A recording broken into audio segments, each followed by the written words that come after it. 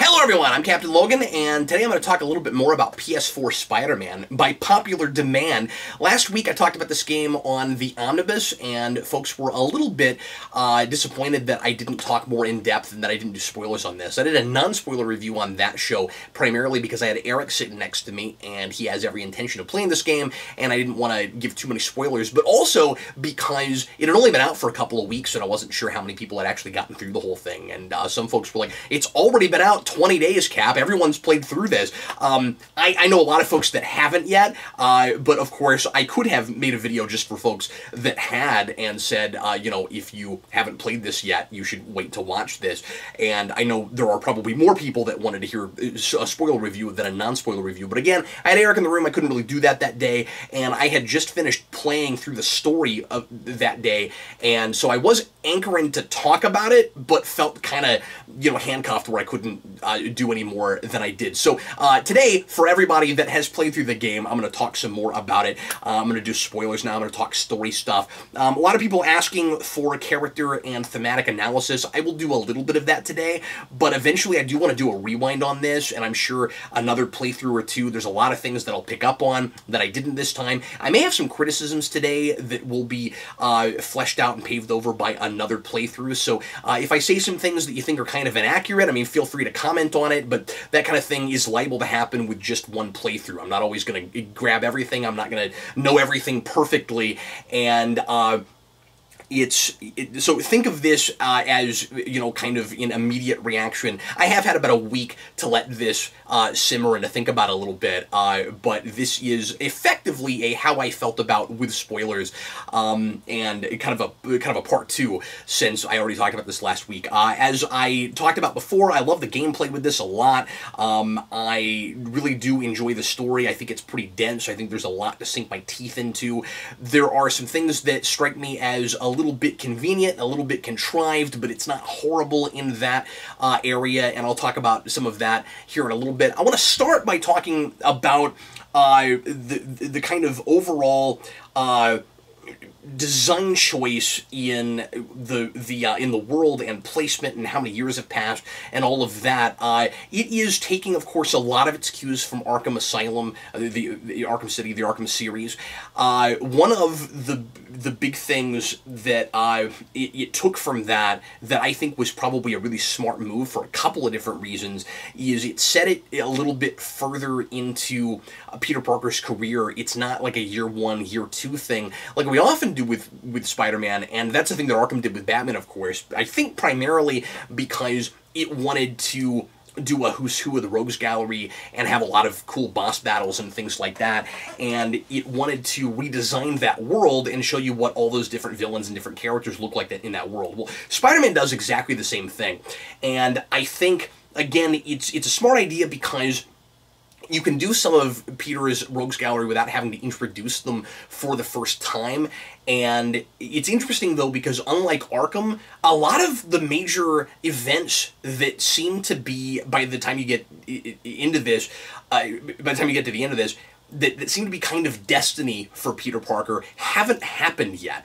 And again, that's the big difference. So with Arkham, I get the sense that a lot of the stories that I'm already familiar with happened in some way or another, and as that series progresses, we keep even getting more hints of them and more discussion of them. One of my big complaints about Arkham Knight is that there was no reason to suspect, besides how incredibly obvious it was, spoiler alert for that game, but there was no reason to expect that the Arkham Knight was Jason Todd, because we really didn't have a lot of clues before that Jason Todd had even happened. Maybe there was a side mission or something, but if you had to play through, you know, 100% every game before you would even realize that, that's kind of not playing fair with the audience. And there are, again, some things that you can just assume have happened, like he's dealt with Bane, but I don't know if exactly Nightfall happened. Once you get into Arkham Knight, you get a sense that that Killing Joke happened more or less the same way, and, you know, we had an Oracle before that. So with Spider-Man, though, we have a lot of the kind of street-level villains that are not the big kind of mastermind villains that Peter's already dealt with, but not the major ones. So certainly Venom hasn't happened yet, or it doesn't seem to have happened yet. We haven't gotten Green Goblin yet, because we're setting that up. We haven't had Doc Ock yet, because this game introduces that whole thing. And so like the big major events, developments haven't happened yet. Gwen Stacy probably hasn't died. He probably hasn't even met Gwen Stacy. Probably doesn't even know who that is. I don't know if she'll ever be brought into this. But that's one of the big differences between those games, and I think that makes sense that they would want to do some of those stories themselves, and because Spider-Man is kind of an ongoing soap opera, kind of an ongoing character drama, and Batman lends itself a lot, and Batman can be that too, but I think it lends itself a lot more to kind of one-and-done stories that keep building on things that happened before, and so it's maybe too much to ask an audience to already be familiar with a lot of those story points and things that have happened already in Spider-Man's career, because they've also, been done in different ways in different media. People are used to, Spectacular Spider-Man, or Stan Lee's original run, or Ultimate Spider-Man, and so there's a lot of different, in movies, there's a lot of different variations and versions of these things, so if we had it all in the background already, you need a lot of exposition to tell us exactly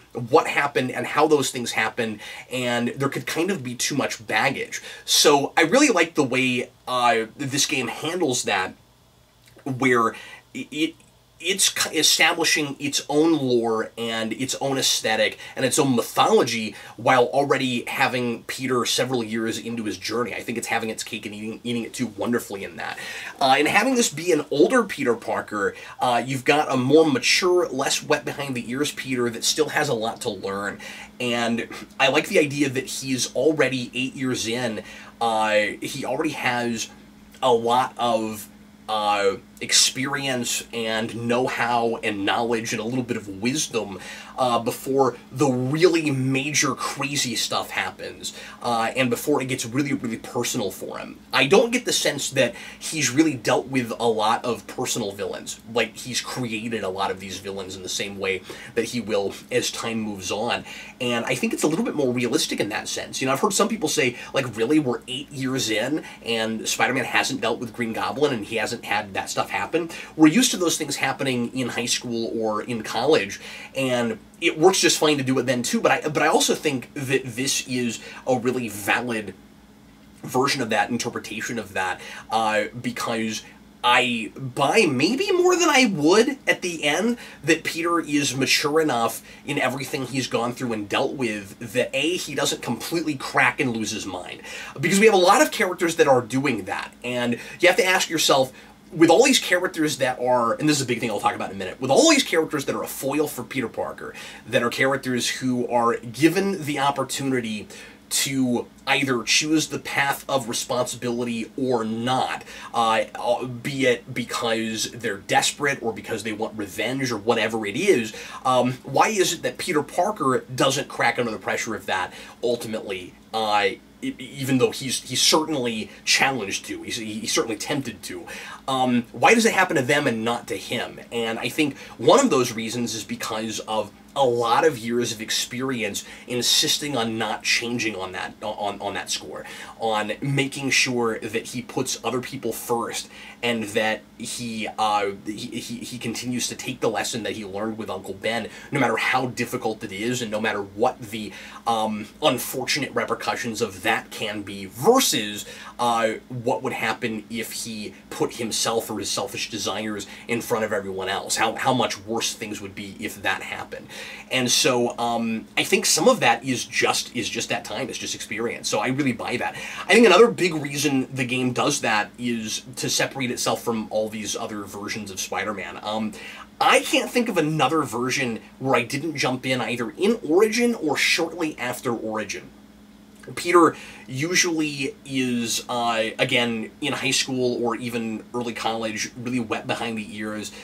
He might have dealt with a couple of villains, but he hasn't done very much yet, and it usually makes, it makes sense. I mean, usually that's where I want to start with Peter Parker, but I've also because of the fact that it's that ongoing soap opera, and because I enjoy, like Dan and I have talked about a lot, watching Peter have no idea what he's doing and have to learn those lessons and always start from that selfish place and watch him mature and grow. But I've also done that a bunch of times, and so I really like being thrown into a more mature Spider-Man world where now he is given the opportunity to teach someone else that in Miles Morales, or will be as time moves on, pretty obviously.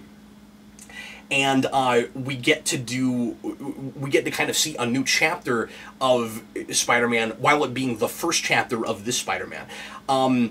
With Marvel doing Homecoming and having a high school Peter Parker again, and with the movies from before that having started in high school and then getting past it, I really like this as, I guess not the midpoint, but I really like this as being kind of a new flavor of it that nobody else is really doing right now. And besides the comics, because of course the comics are no longer in high school, so I guess it kind of brings us that that kind of comic book version, like modern Spider-Man, while still keeping everything that makes Spider-Man very much intact. It's really cool how totally unique and brand new this world feels, but also, in some ways, the most traditional I've seen for Peter Parker in a really long time. Like, this game just really gets this character, really understands that responsibility idea and lesson, and it's not just constantly hitting you over the head with it, like, well, we know that's what it's supposed to be about, so we're just going to say power, responsibility over and over again. Every facet of the story is about that idea and exploring it, and it keeps it pretty fresh and interesting. I meant to mention this in the other video, I also like that this feels like a lived-in world, and that there are a lot of really fun callbacks to things that you might be familiar with if you know Spider-Man in comics. You've got, like, the thing with Aunt May and making Peter wheat cakes, and which Dan and I are always making fun of, and stuff like that. I really like the backpack tokens for that, because you get to go in and kind of excavate Peter Parker's history through artifacts that he's just left all around the city.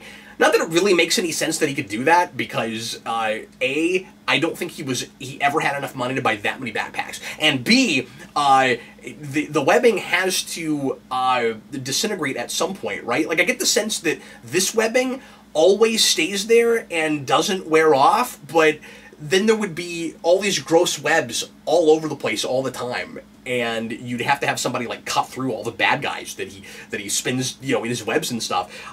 So you shouldn't be able to hold backpacks for that long with webbing. But this game really kind of has its cake and eats it too a little bit with the webbing. But I mostly bring that up because I think it's amusing.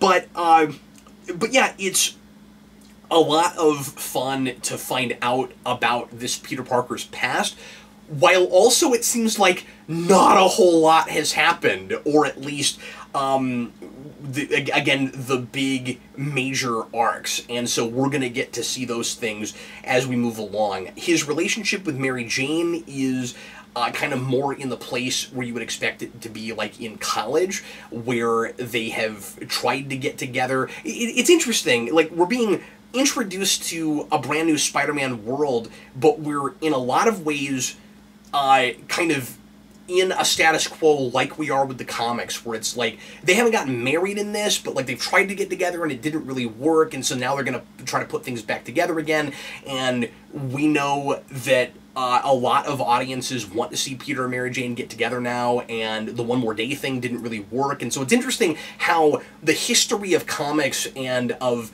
fandom with this character have really informed this game, while at the same time it is, and this is a big thing I wanted to mention, I should have said this earlier, this is a perfect introduction, just like Arkham was, to a new generation for this character. And I love that in video games, because in so many ways video games have become the new movies for some people, where this is the primary way that a lot of people, and a lot of people younger than me, get their entertainment. And there are a lot of people who weren't Batman fans before Arkham that fell in love with Batman because of that series. I think this has the potential to do exactly the same thing with Spider-Man, and that's why I'm glad that it did such a good job not only getting the flavor of it down, but getting like Arkham did with Batman, getting the spirit of that character and what he's all about and the morality of it down. Peter's character arc in this is interesting because, in one way, like in Arkham, he's a character that refuses to change. He's challenged constantly to get rid of his responsibility conviction and take the easy way out, just like Batman is constantly challenged to kill. And he refuses to ever do that. But it's not a character arc like with Batman in at least the first two Arkham games where he doesn't change at all in any way. There are kind of a couple of different things going on. So he's being constantly challenged that way, and his biggest opportunity for change there, which would be change in a bad way, certainly I would argue, is obviously at the end when he has to, kind of a sadistic choice, only sadistic in that it's an impossible choice, not that there is a villain, you know, holding two people over a bridge and you have to decide which one you're going to catch, but kind of a sadistic choice at the end where he has to decide between saving everybody who might be infected with Devil's Breath and Aunt May, because he has a dose of the antitoxin, and he can either give it to Aunt May or he can use it to synthesize more. And of course, he chooses not to save Aunt May, and a really bold choice at the end of this. It kind of tells me that anything can happen in these games. I really, really appreciate that. And this is a very different Aunt May, by the way. She's a little bit younger, she's more active, she's more proactive. I like that. This is a thing that I don't think about a lot with Aunt May, and I think Ultimate Spider-Man does this some too, but I've not read a lot of that yet. Eric and I are going through it right now. I really appreciate that this is an Aunt May that continues to inspire Peter the same way that Uncle Ben did, where she is trying to help people, and she's setting that example for him in working for Feast and trying to help homeless people and people that are on the street. And she's not just a plot device for Peter to have to keep a secret from, and to have to, you know, decide is he going to help her or help other people. But I like that by the end of the game, it is we do that in one, and it's not token, like we have one big moment of that Stan Lee thing of, well, she needs medicine. I mean, it's exactly the thing Stan Lee always talked about. It's really fun. I mean, sad, grueling. I cried. I really did. But you've got, you know, Stan Lee in a lot of interviews saying, and this was done in at least one comic, if not 50, where, you know, Peter's got to get the medicine to Aunt May, but there's a supervillain, you know, in the way, and so what does he do? And this is very much that. It's either Aunt May dies or a bunch of other people die. What do you do? And he does what Uncle Ben would, of course, want him to do. The responsibility is its needs of the many, and what she would want him to do too. You know, the responsibility is you have to save all these people, and you can't just put your own emotions and personal preference ahead of all these other people. And of course, it's horrible, and you want to be the hero for your Aunt May, but also, what does it say about you, and how close are you to somebody like Norman Osborn by the end of this game if you will sacrifice hundreds or thousands of people for your dying aunt? And so that's what he absolutely has to do. And I didn't, you know, expect him to do anything other than what he did, but it's still a really powerful moment. So you have that side of it where he refuses to change. But then you also have the taking too much responsibility side.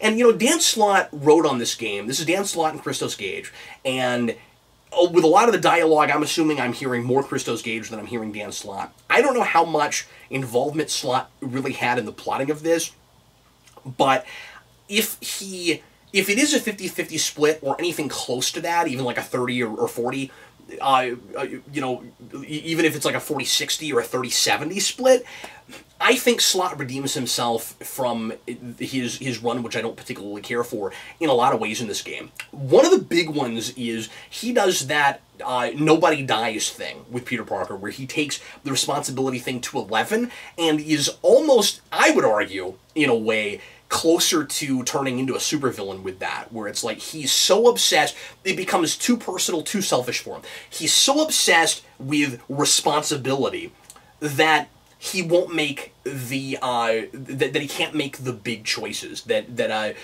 he does the Captain Kirk thing where he assumes that there is no such thing as a no-win scenario, and when he gets to a no-win scenario, he cannot handle it. And Peter in this has to learn a lesson about that. He's with his relationship with Mary Jane. I have some reservations about how Mary Jane handles it in the moment, but I do like this subplot where Peter kind of wants to control Mary Jane, but knows that that's not a good thing and won't tell her that. And so when she says, hey, we should be partners, because she's a reporter and she's doing investigative reporting, she thinks she can handle herself. She seems very capable. She shows you that she can, for the most part, handle herself, except for places where you really kind of need spider powers. And then that doesn't, you know, make Spider-Man superior to her because, like, she's the sidekick, or because, you know, she's the love interest or anything, but just because but just that, you know, she has her skill set and he has his skill set. If they could work together, then those moments where she needed to be saved wouldn't be a problem, because there might be moments that he also needs her to save him. And so we don't have to keep score with this. It's just we are partners, and so whoever needs to do what they are capable of doing in the moment can do that. But Peter thinks about it wrong and makes it all about protecting her. And so, of course, when she says, let's be partners, he's like, yeah. Now, he never said yes, really, and so she should get the hint and understand that, but at the same time, he should communicate and tell her, now, I'm not really comfortable with this, maybe I'm not at a place where I can do this yet, but he goes along with it because he's afraid of what she'll think of him, but also because he really wants to rekindle a relationship with her. And so there is a selfish motivation there to some degree. And as it moves along, we end up in a situation where he kind of takes over, and she doesn't like that, and she says, we need to have a talk about it. And it's not until much later that they come to an understanding with it. And it's very much, I mean, this game borrows from everywhere, but there are a lot of places where it does movie things better than movies did. So you've got the Amazing Spider-Man thing, although, I mean, to be fair, I think Amazing Spider-Man does this really well too, but I think this game handles it pretty okay. So anyway, they're on par with this, I would say. But you've got Gwen Stacy in Amazing Spider-Man, and then especially in the 2, where she is a scientist and capable and has a lot to bring to Spider-Man's endeavors, but Spider-Man's afraid that it's going to be his fault if she gets hurt. And he's got to learn that lesson here too, where there's a difference, and sometimes it feels like a fine line, but there's a difference between doing whatever you can to stop bad things from happening to someone, where if you have the power and a bad person is doing a bad thing to another person, you should stop them. But it is not your responsibility to control other people who can make their own decisions. So if Mary Jane or Gwen Stacy were to say, I'm going to risk my life to help others, if that person gets hurt, or in Gwen Stacy's case at the end of Amazing Spider-Man 2, dies, it's not your fault. And that's a very difficult thing for Peter Parker to understand, to get around. He takes the responsibility thing a little bit too far. And I think a lot of us would feel that way, but it's a really, really good lesson. And I like that this game is taking cues from good Spider-Man stories that have been about this, where personal responsibility is important, but you can't take responsibility for other people. So you can give advice, you can say, no, Mary Jane, I don't think that's a good idea, but if she chooses to do it and you start controlling her, that's a really slippery slope. That starts to get you closer to somebody like Norman Osborn or Martin Lee in this game, who are manipulating and controlling other people for their own ends. And it is, in both cases, a road to hell is paved with good intentions thing. These are people who start as good people and who have good intentions. Their heart is initially in the right place, but it starts to become more about their own feelings. And as soon as it's not about saving people and it's about how you feel, it gets really dangerous. And so that is the place where Peter Parker has a real character arc, in that he has an opportunity, a positive opportunity for change that he has to take. I really like, let me talk about the villains for a bit. I'm already almost half an hour in. I'm going to be talking about this for a little while, so this is going to be longer than I had planned on it being, but there's a lot to sink my teeth into, and I know folks want me to talk about this, so I'm not going to worry too much about time. I really like Kingpin being at the beginning of this game, creating a power vacuum, and then it not really being so much about the power vacuum. So, what I take from that is Kingpin represents your average superhero storyline and kind of general expectations for a game like this. Kingpin is just bad. He's just evil. He is, as he says in Daredevil, the ill intent.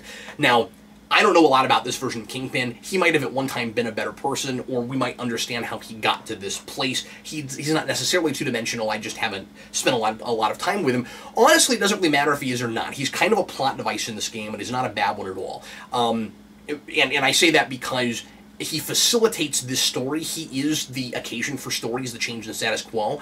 So I'm not going to complain that I don't get to know him real well, because he's not really in this game. He's the boss at the beginning, he gets taken out, and he establishes that status quo, and then we break it. I think the point of Kingpin is that he is the one villain who is not that foil for Spider-Man, and the people who are trying to fill in and you know, get rid of that power vacuum are the people who, in their minds, are not the bad guys, and again, are those great foils for Peter Parker. Kingpin isn't there for any of the reasons that people like Martin Lee or Otto Octavius or even or even Norman Osborn are. Norman Osborn, interestingly, is kind of the like he's all through the game. He is really mysterious, where you're not sure if you can trust him, how much you can trust him at all. He seems like a really typical politician. He's the mayor in this, and it seems like he's probably kind of a, you know, standard bought and paid for politician. He's doing what a lot of establishment politicians do, where he says one thing and he does something else, and everything is just about getting reelected. By the end of the game, we realize that he's not the mastermind of the whole thing. That's Otto Octavius, but it's kind of fun that you have like a couple of red herrings here where nobody is made lesser of the villain than we thought they were really. We just keep peeling the curtain back and finding out, in some ways, how much grander the scope is, and in some ways how much more narrow the scope is, and how much more personal it is for Peter Parker. Now, this is the place where I will cry a little bit of contrivance. Every major bad guy in this game is someone that Peter Parker knows personally, and that just seems kind of unlikely. You know, New York is a really big place, and this is like, I can't complain too much about that, because this is a thing that happens in a lot of Spider-Man stories, but it's taken kind of to the nines here, because we have so many villains. So, like, Martin Lee starts Feast, which is the homeless shelter that Aunt May is working at, and Peter Parker knows him personally. And then Otto Octavius is going to be the mastermind behind the whole plan that's been happening for a long time that Peter doesn't even know about. He doesn't even know that Otto and Martin Lee even know each other, and then, but Otto is Peter's mentor, and he sees him as a father figure almost to the same degree that he did Uncle Ben, which is played for wonderful drama at the end of this. I like that angle on this a lot, and also I should say, all the science stuff in this is really good. This is kind of the most I've ever seen. I mean, obviously, at least in movies and video games.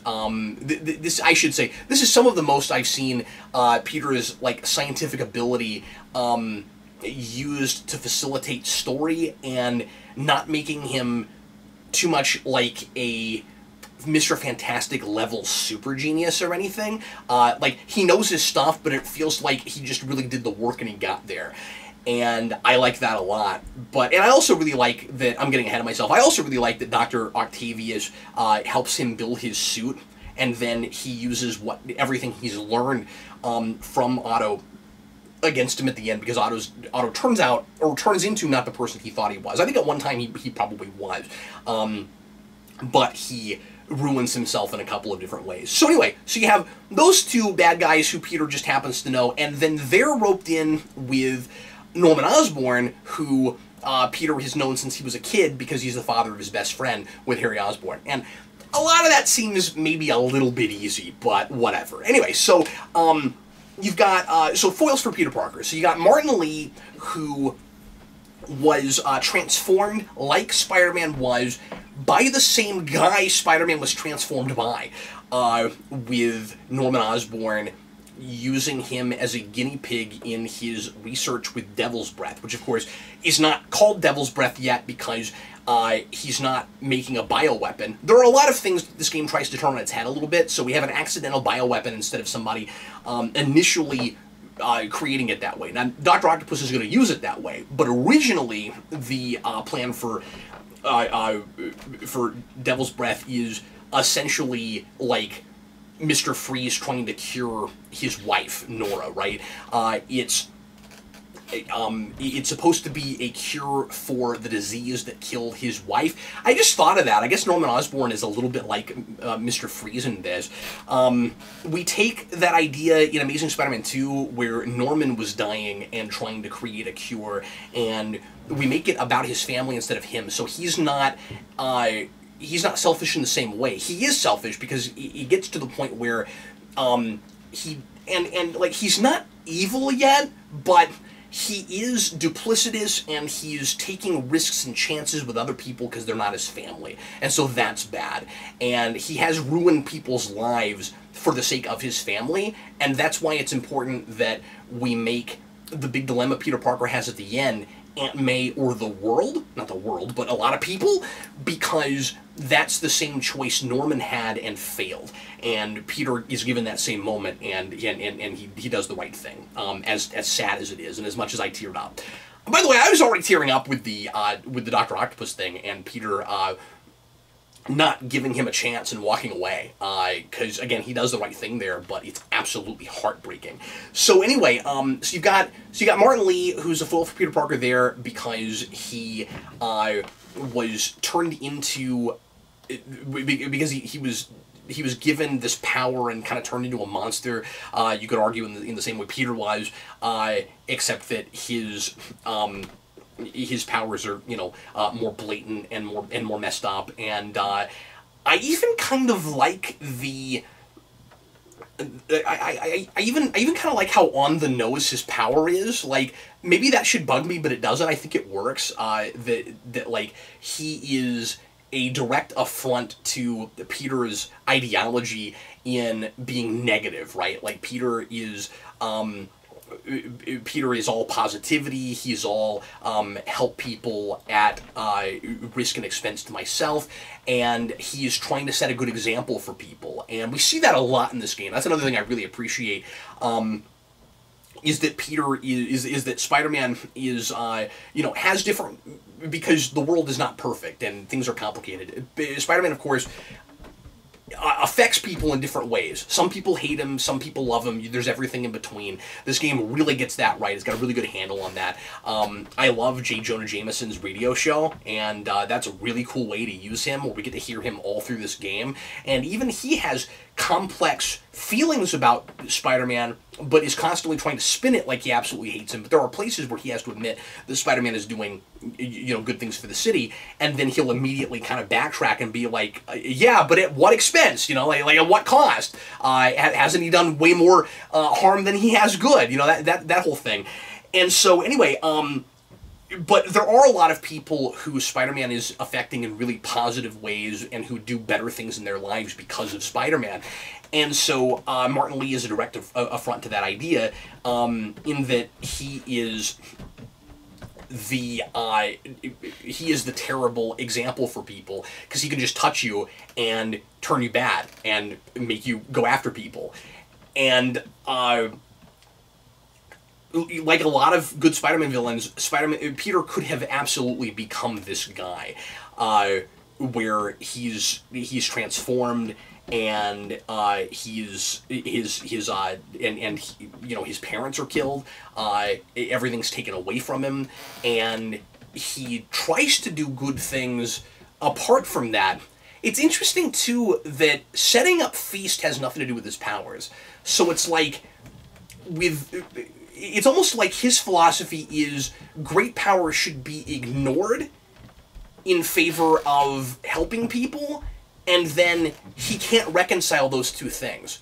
And now that I'm thinking about it, it's also interesting that he's got this Eastern philosophy that he's got the yin yang.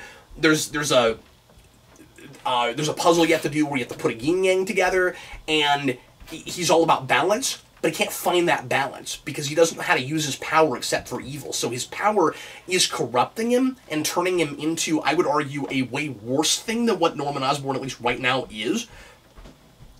But he thinks the only way he can do good for the world is to ignore his power, and the Spider-Man philosophy is you have to use your power for good. So, you know, you don't want it to corrupt you, and so you have to use it in the right way, but you also can't ignore it. And that's what Martin Lee is all about. I think that's really interesting. And then you get Otto, who has kind of a couple of different motivations that I think is maybe... I think this is maybe a little bit convoluted. I feel like, at the end of the day, there are a couple things that the game really needed Otto for, and so it kind of put together this character that it manages to mold fairly well, in that it's got to put this puzzle together, but I don't know if, at the end of the day, it doesn't look a little bit overly convoluted. So, and I like the main thrust of this a lot. The idea that Dr. Octopus, that Otto really does care about Peter. He really does care about using his science, ergo his power, for the betterment of mankind, and he is trying to be a good influence on Peter and be a good mentor. And but where he's conflicted is that Norman Osborn screwed him also and made him involved in what happened to Martin Lee, and so those two end up teaming up later.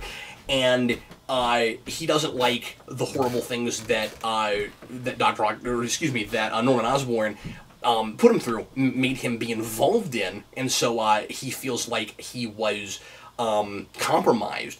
But also, Norman is screwing with his funding and stuff, and making it difficult for him to redeem himself.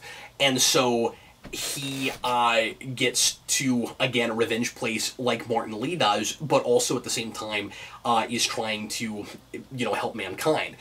The thing is, the game, like, I wish it had been left at that to some degree. Like, I kind of wish we didn't at the same time, because I still think you could do that and the Octopus Arms thing and just say that's the big breakthrough that Otto had, and maybe even still include his debilitating illness, where his body is failing him, and say, well, that's the reason that he's so angry with Norman, is because not only did he make him compromise his principles earlier, but like, add insult to injury, he's also making it difficult for him to help mankind and also to help himself.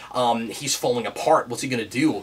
At first, I thought maybe that was a little bit too Doc Connors, where he's got the same kind of Jekyll Hyde thing as the Lizard, where, like, his body is brittle and he's got a debilitating illness. It's falling apart, and it's like Doc Connors turning into the Lizard, where he is just trying to regrow his arm, and he's trying to, like with Amazing Spider-Man, you know, make himself better. He's trying to improve on humanity, and he ends up losing his humanity because of his hubris, that whole thing. We kind of do that here too, and it just feels like a little bit too much to me. Like, and again, I might feel differently on a second playthrough, but I don't know if you need all of that, and it seems to me like the main reason the game does it is because it wants the stakes to be a lot bigger at the end, because it's got to be huge, it's got to be a video game, and to pay off the Devil's Breath thing. So, like, I don't know how you get Doc Ock to a place where he would use a toxic weapon, like a bioweapon like Devil's Breath, if he's still more or less sane, so you have to turn him crazy, but also make sure that he still has a motivation so that he's not completely unsympathetic and not a human being anymore. So again, a little bit of having your cake and eating it too. It manages it way better than I would have expected, but I still resisted a little bit. Like, it's kind of an interesting notion to take the Spider-Man 2 version of Doc Ock, you know, the Sam Raimi movie, and put some like real dramatic weight behind it and some pathos, and make him again more of a foil for Peter Parker, where it's like, okay, somebody ruins Peter Parker's life, what does he end up doing? Does he go down the revenge path? No, he almost does, but he ends up learning a lesson from it, and he just tries to help people. With Doc Ock and Spider-Man 2, I tried to make the world a better place. It is still very much a responsibility thing. I tried to make the world a better place, but I ended up getting compromised by my experiment. It took over. I created an AI, didn't realize it. It takes over. It becomes all about what the AI wants, and when I'm given the opportunity at the end to take control and fix it, I sacrifice myself because that's the responsibility. Because it's my fault. I have to fix it, and so I'm the person that must be sacrificed in order to write this. And so in Spider-Man 2, like, he's a sympathetic villain, but through most of the movie, it's mind control. And with this, it's not that. So like his mind is compromised eventually, and I'm a little bit on the fence. Like I'm a little bit confused as to when exactly that happens, because and how much time passes within the game, because it's got to take place over a number of weeks. But he had already set up the what's effectively the Sinister Six, and he was working with Martin Lee and everything. My assumption is that it doesn't start affecting his mind until we see that happen. And maybe he wouldn't have gone quite as far as he did with Devil's Breath until we see that happen, but I'm not totally sure. If folks have a better idea of it, leave a comment and let me know what your read is on that, because I'm a little bit fuzzy as to whether or not Doc Ock through the whole game was affected by the arms and kind of losing the inhibitor chip thing, like with Spider-Man 2. It's not an inhibitor chip, but it's like that, where it's affecting his mind. I don't know if it's that the whole game and he's just pretending like it's not, or if in the moment when that starts to be happening, that is the place where it first happens. But anyway, so that's Doc Ock. I think it's really tragic by the end. Like, I still don't totally know how I feel about the I'm not myself thing, kind of just so that we can get a big biotoxin plot in there. But well, and I say that, like, it's not just an excuse to get a bioweapon plot. That's not what I mean. Just to have an excuse that he would actually use that he would go that far. Because the real reason, again, that we have the bioweapon is because of Norman Osborn. And I love that. I love the idea that he accidentally creates a weapon, that he's the accidental supervillain. You know, through the whole thing, he's actually the catalyst. He's the reason this has all happened, and that is so wonderfully traditional Spider-Man. The idea that your actions have consequences, and whether your heart's in the right place or not, things you do can negatively affect other people, but by and large, if you put other people first, you don't tend to ruin as many lives. Like Peter Parker makes a lot of mistakes and will even sometimes get someone hurt because of a good action he made, but the question is always, but how many people would have died if he hadn't done that?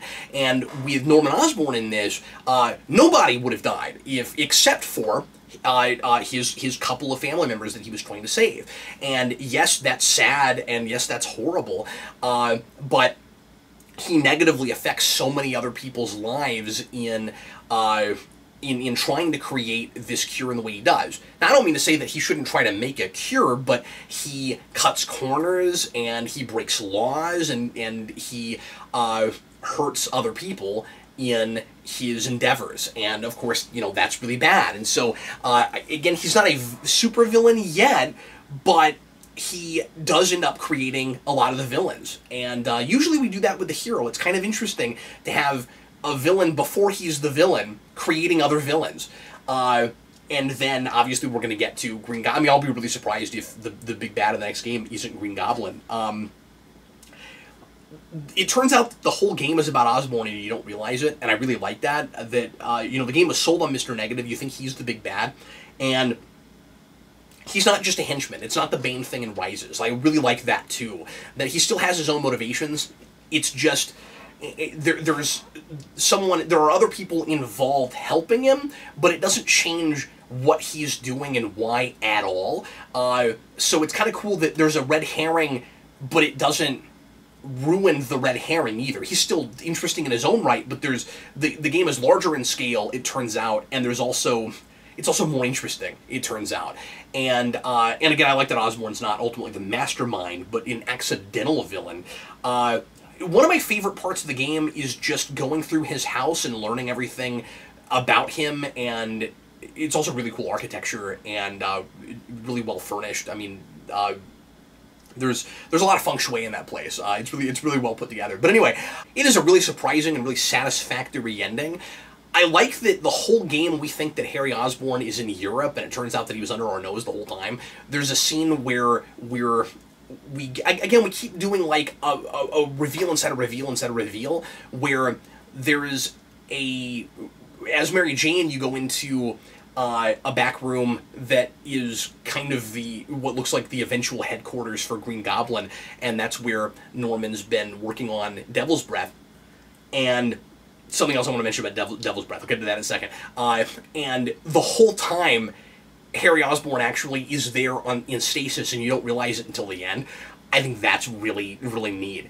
And really kind of screwed up. It's super sad, but like everybody's pretty sympathetic. Like I feel bad for Norman, but it's also kind of sad. And kind of twisted, you know, what he's doing to his son, where he's keeping him essentially on ice until he can come up with a cure, while he's not allowed to live his life. You know, what life he would have left when he doesn't even know if he's going to be able to cure him. I was talking earlier about characters who do things and it affects people without them realizing it, where, you know, everything you do has potential consequences, positive or negative. I like that Devil's Breath is that idea incarnate, like in a vial, where, like, the devil breathes and people die. It's not even direct things that the bad guy is, or in Norman's case, you know, a guy who thinks he's doing the right thing, but is actually, you know, hurting everybody around him. Like, again, he's not the villain, but he's the bad guy, and he's doing bad things to people. He breathes, and bad things happen. People die, and it's not just about what the devil is directly doing to people. And somehow that's kind of worse, because, you know, Spider-Man can fight a mustache-twirling bad guy. It's a lot worse when it's A, a guy working in the background doing machinations, but B, a guy who thinks he's doing the right thing also. So I really like that. I really like that Devil's Breath idea. The last thing I wanted to talk about is just my reservations about Mary Jane. Ultimately, I think she's really likable, and I like her and Peter together. I think they have chemistry. She's a completely different reinvention. I think she's pretty good. I mean, you got to come up with some way to make her more... Actually, the last thing, I should also talk about Miles, but I'm almost an hour in, I'm not done. She is... The game wants to have a bit of an ensemble cast, which was a little bit jarring for me at first. It won me over by the end for the most part, but I thought this game was just about being in Peter's head and being Spider-Man, and so the first time I had to go be someone else and I don't have spider powers, I'm like, oh, but I mean, I didn't know this was going to be an ensemble cast game, and luckily those scenes do further story, and those, you know, some people in the comments in the last video were like, but understand your complaint, like, they further story. Yeah, sure, but it's also a video game, you know, like, those scenes make me wonder if this game, if the story could have needed to be a video game if it could be told some other way. And it probably could. I do think it's probably best told as a video game, just because that sense of urgency, like, I care more about things that are happening in the moment, at least as Peter Parker, because I feel like Spider-Man. I think that all works, but I don't know if I actually need to be... I still feel this way. I don't know if I actually need to be Mary Jane or need to be Miles Morales. The only problem is because it's a video game, you need to do that, otherwise you'd be watching cutscenes forever, and that's the reason that it has to be... that you need to play those scenes, but those are the places where it starts to be more of a movie than a video game, and I start to question the medium a little bit. I'm like, well, and I would say this would have made a wonderful Spider-Man movie, but should you have a supporting cast that you also play as in a game like this, where the point is to be Spider-Man? I don't know. It's still a question. Verdict is out on that for me. The main issue, like I said before, that I have with it is that in a couple of places we are playing things that have happened already, and I just really resist that. I'm a stickler about flashbacks anyway. I wish people would avoid them more. I don't think we need them as often as we get them. But I think it's especially weird when you are seeing Mary Jane safe, saying, this is what happened 15 minutes ago, and then you're playing that, and you can get caught and have to start again, but you already know that it's gonna work out, and she's gonna make it, and where she winds up. That's what took me out about it, for the most part, was just the idea that, like, it's one thing to have a flashback where you're seeing things that have happened before. I think it's really weird to, in an interactive thing, play a thing that chronologically has already happened, where someone is telling you about it and you're playing them playing through it. I don't like that. I resist it. I know a lot of people don't agree with me. I may be in the minority on this, but it's one of those places where it's a video game that wants to be a movie before it wants to be a video game, and I kind of resist that. Like, you use what works for the interactive medium in order to tell the story you're telling, rather than being, handcuffed by it. And I think, in that case, to some degree, a little handcuffed by it. I would have just, if you have to play those parts, I would have done them chronologically and just jumped to Mary Jane when that's happening, instead of it being 15 minutes earlier. But anyway, I digress. Does Mary Jane need to be a reporter, I wonder? Like, it works, it's just, it feels like she's the character that's maybe reinvented almost a little bit too much. It just feels a little bit too stereotypical to me, where it's like, if we have a proactive female love interest, she's got to be a reporter, because what else could she do that would get her in the midst of all of this? And, like, she can't be a scientist like Gwen Stacy was. Maybe we could have done Gwen Stacy instead of her, and maybe that would have been a good idea. I don't know. Like, it gets the Daily Bugle in there. There's not, and I think that's part of the reason we do it, because J. Jonah Jameson's not working there anymore, neither is Peter Parker. But all the way through, I feel like she's April O'Neil more than she is Mary Jane, and I resist that a little bit. I like this character a lot, but I feel like she's not really Mary Jane, and she's kind of a little bit too reinvented. So I don't know, like their relationship is fine, but it kind of, again, it kind of feels like it has to go to the stereotypical place in order to make that happen. Miles is great. This is what I wish we would do with Miles in the comics, because when we got, in the comics, when we got past Secret Wars and we got rid of the Ultimate Universe, we kind of just threw him in 616 in the standard Marvel Universe and didn't explain it, acted like he had been there all along, and his origin no longer really makes a lot of sense with that. Maybe subsequently they've explained more of it. I kind of fell off and stopped reading that stuff, partly because of that. Miles has a great origin story in Ultimate that's all about Peter Parker dying and him taking up the mantle.